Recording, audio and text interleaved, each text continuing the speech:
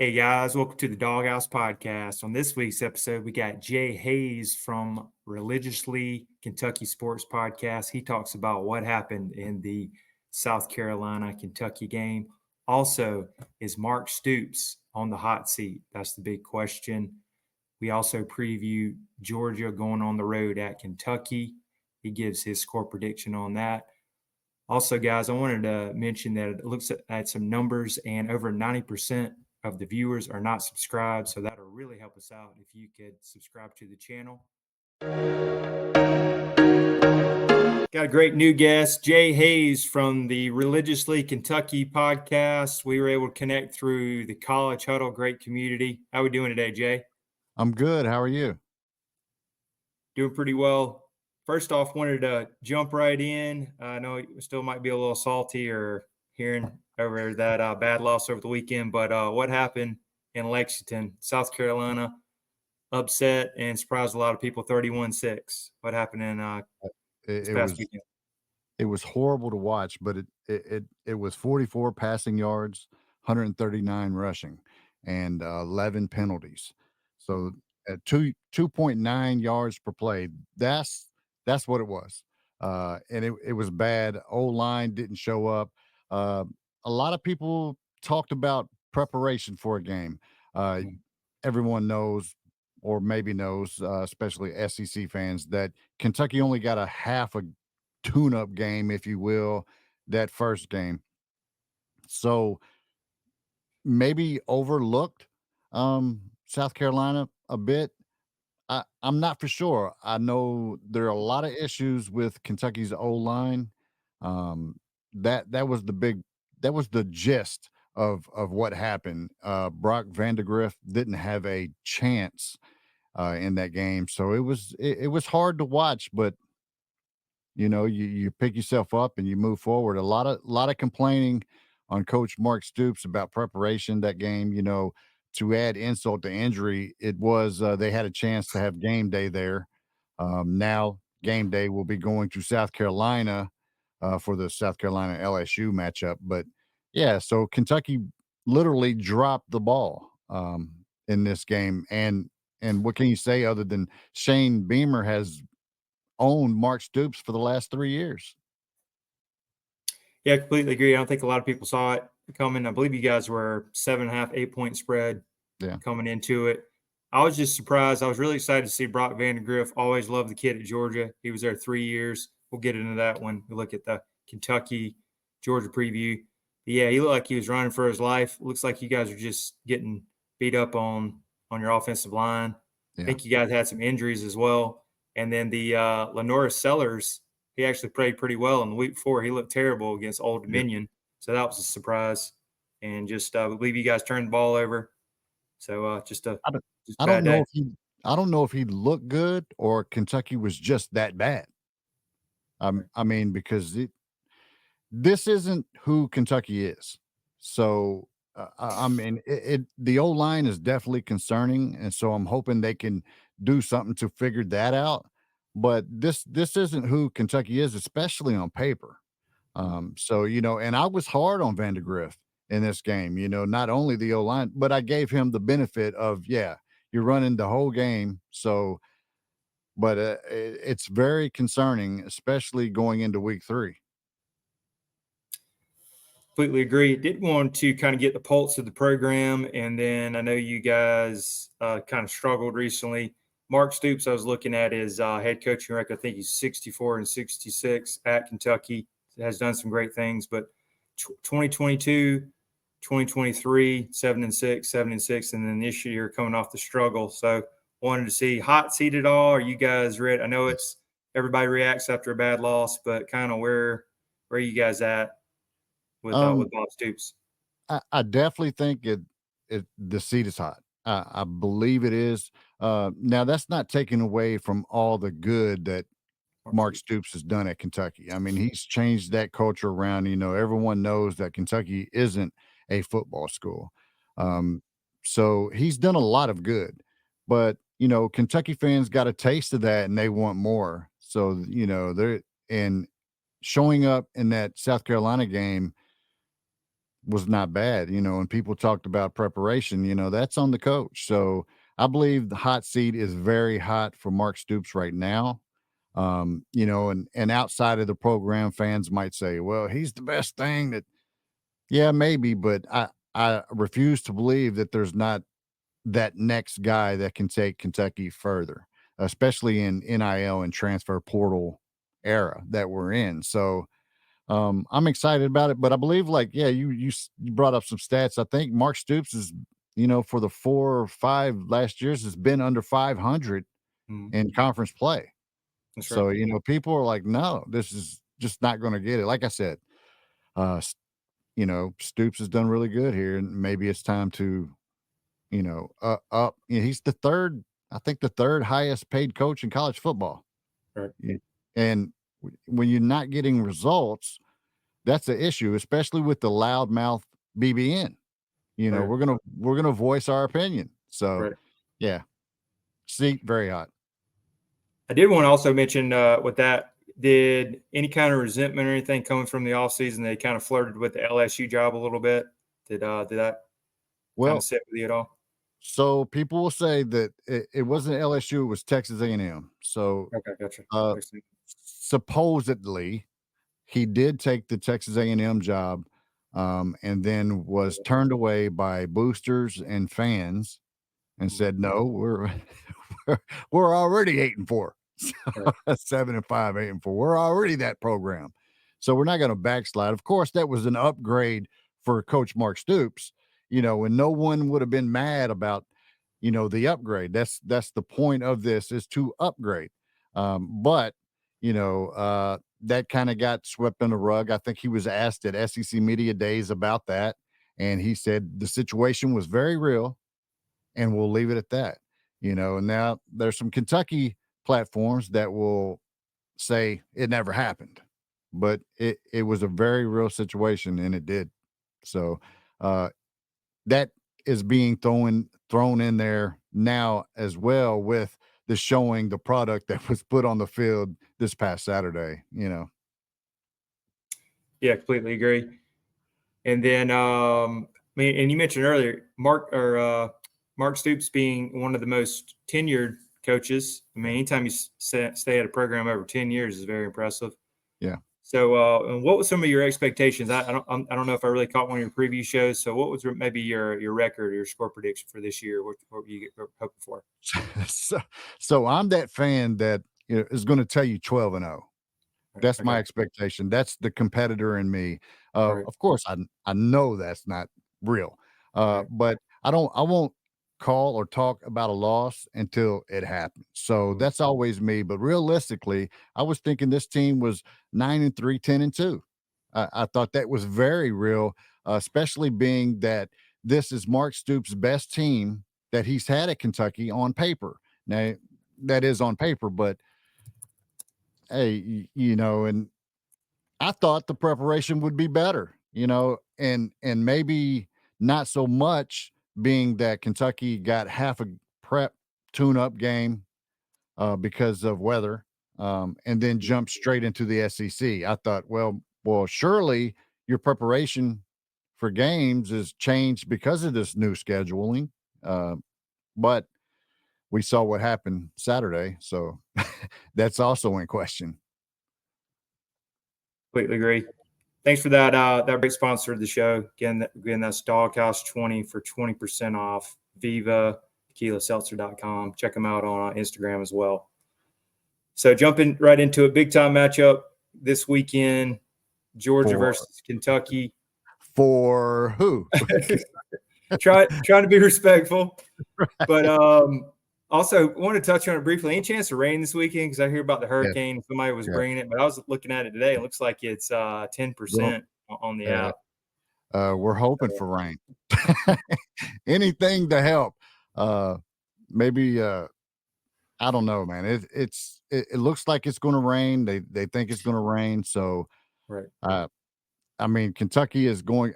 Let me say this: Georgia has no clue of what's coming for them. Right. After that beat down we took by South Carolina, we're coming hard. No, really. I just want Kentucky to show up. when they get punched in the mouth, punch back, make it competitive, try to at least. You Right. know, we saw some in the South Carolina game, some players not really giving a lot of effort. So I just want effort. Right. And then you see the graph at 92, Yeah. 90, 24-point spread, which is surprising. yeah. So there's a chance. So there is a chance for Yeah. Kentucky. But Jim Carrey, Dumb and Dumber, saying there's a chance. yeah, there's a chance. But you know, everyone, we can joke about it and say, hey, you know, we know what's going to happen. Georgia is Georgia, and you know they look like one of the best in the SEC right now. So in college football, period. But I hope Kentucky just, you know, I hope they just show that effort and play. You know, that's why you play the game. You know. Yeah. Did want to bring up, you guys usually always play us very tough. I remember 2 years ago at our national championship game, we came in, it was cold, 16-6, hard fought. You can tell Kirby and the Dogs wanted to get out of there with a win. But you always, and then Kirby always respects Mark Stoops, saying they're one of the most physical teams. They come out, I talk to my players after the game, they say that's one of the most physical. They'll punch you in the mouth, hit you hard. So I'm actually thinking they're actually gonna bow up this week after getting punched in the mouth.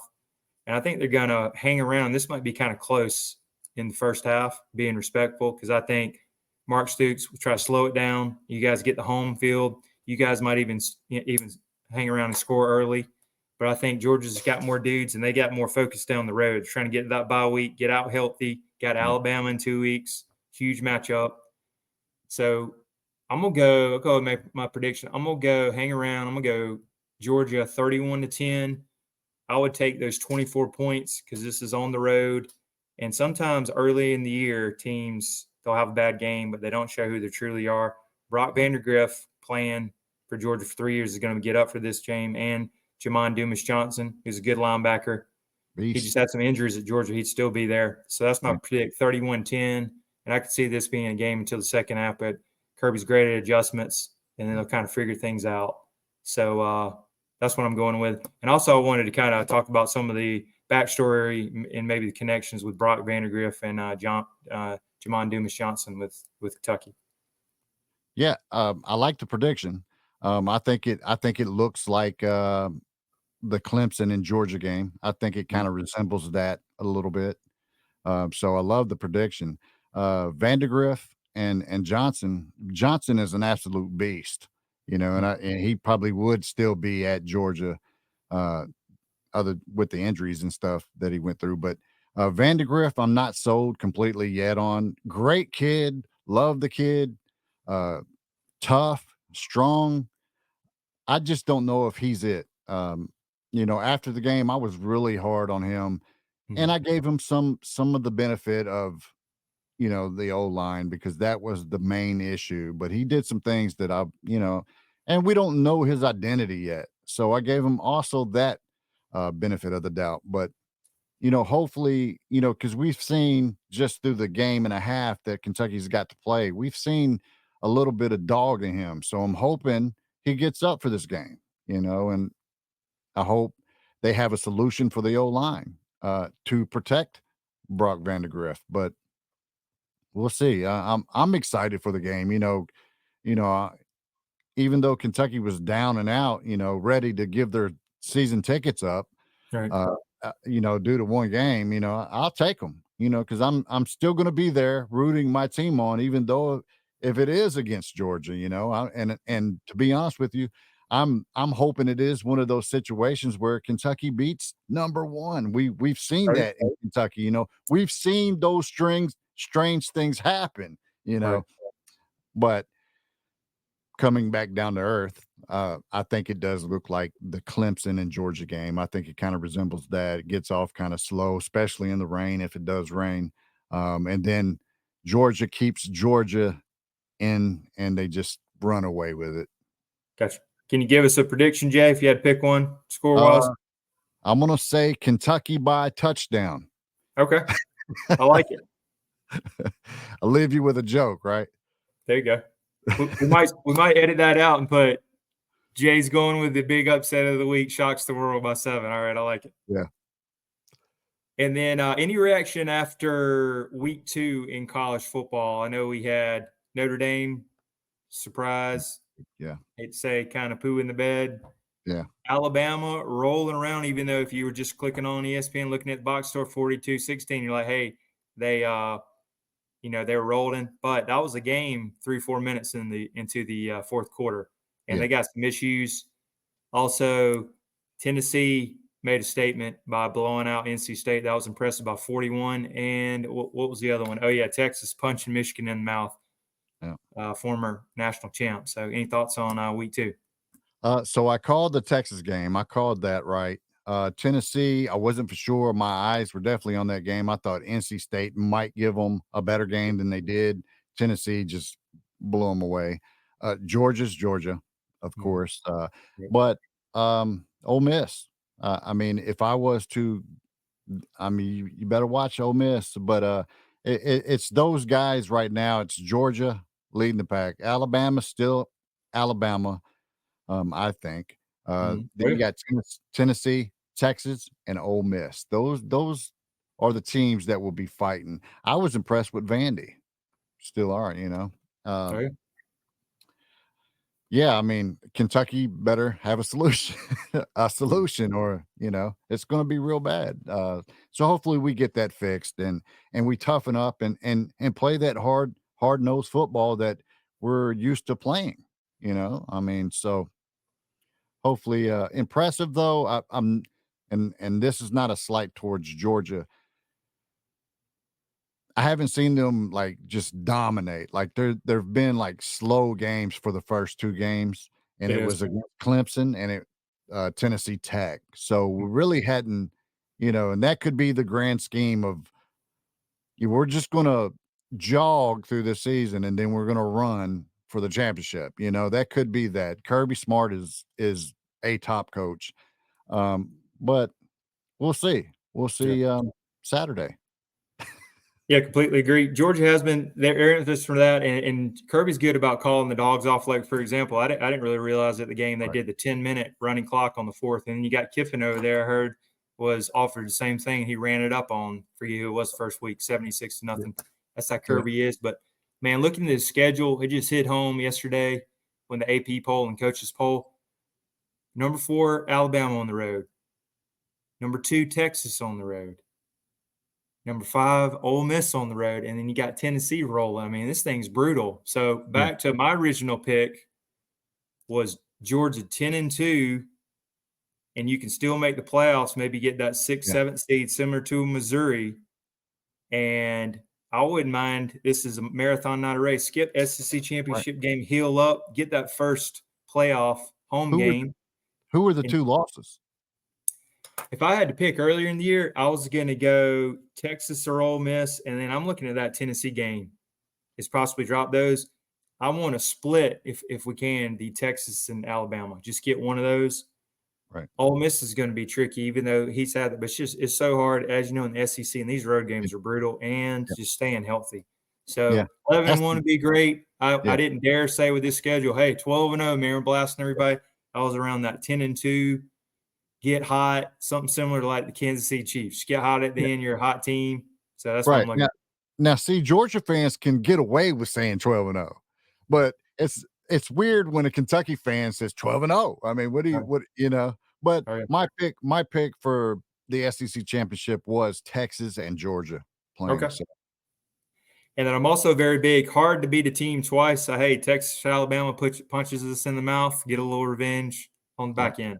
Yep. But I really want that one more and more is the one in Alabama because they keep saying his Kirby Smart's kryptonite 1-5 against Alabama, but that was with the GOAT, Nick Saban, all respect. But, man, if you lose to Kalen DeBoer, and that's all you're going to hear about it. Georgia you can beat everybody, can't beat Alabama. You know it is. So that's kind of where I'm at.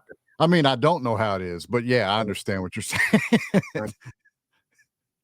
And then real quick, you guys basketball school off the radar. Where are you guys at with – maybe I'm missing it, Calipari, and where you got with basketball? Is it one more season with him, or what's your thoughts? No, well, he's gone to Arkansas. Okay, that tells you how much I know then. Who do you like your new coach and everything? I like him because he played here, and I was at UK when he was here. So, but I'm not fully bought in that he's the guy. When they went on a coaching search, several top coaches said no, and then they got to him. So I felt like it was a panic hire. But he's a great guy, and he is a smart guy. Coached at BYU, did good. Hasn't won an NCAA tournament game. Right. So there's still question marks there, but we're finding out that he can do a little bit of recruiting. He's got a couple guys for next year, 5 stars so far, but they're legacy and hometown kids. So we'll see eventually if he can get out and about and recruit like they kind of think that he can. But as far as coaching, they are real high on him, on his coaching style and everything. So of course, Kentucky fans in basketball always expect the best. Right. So, with the and it was good to take a breath from the last 3 years, losing the first game and in the first round of the tournament. So it's always good to revamp and catch your breath and say, okay, let's get back to what we do. Right. So, yeah. Yeah, I mean, always envious of you guys because Georgia's just been terrible in basketball. I mean, we're lucky to get 500. And I keep thinking, I think the last time we made the tournament was 2013, 2014. So I'm usually cashed out. I'll follow them, but right. I usually get ready for spring practice. But maybe Georgia can actually make the tournaments one year. We're hoping for the best. Yeah. And I don't know if you heard this, but evidently we're a baseball school now. Okay. So, yeah. So we got some things going for us. There you go. Yeah, Kentucky, SEC, great program. Always wanted to come and visit the stadium, Kroger Field there. So maybe I can make it there one time. You have to, man. It's a great environment. Nothing like Georgia, but it is a great environment. People have bought in, and Mark Stoops did that. Mark Stoops brought that great culture and trying to do that. So, yeah, man. I hopefully we can continue, but we talked about it. Hot seat. It might be the last year. Right. I got you. All right, Jay, we really appreciate you coming on. And how do we follow you on the socials? You can follow me at Jay Hazze KY on all social media platforms. So Jay Hazze KY. Gotcha. Got you right here on Twitter with the Religiously Kentucky Sports Podcast. Also, I was listening to them earlier on the iHeart, great there, and I believe they're on Apple and do a little bit on YouTube. So yeah, follow them all on there, and it was great connecting from the college huddle. Yeah, man, I appreciate it, man. Spotify, Amazon Music, wherever you get your podcasts, Religiously Kentucky Sports Podcast. Man, I appreciate you having me on. I thought it was at first thought it was a bit strange, like what am I going to talk to a Georgia fan about football like? But yeah, man, it's more hope than anything, and we like the Georgia guys that we got in the transfer portal. We're hoping, especially on the defensive side of the ball. I think Brock's still figuring it out, but hopefully he does, and we're excited about it. Gotcha. Yeah, really appreciate you coming on again. And if everybody's around, make sure to like, subscribe, share the Dawg House Podcast, and we'll have some great content on down the road. Really appreciate coming on, Jay. I'll give you a go Dogs and a go Cats. I appreciate you. Hey, thank you.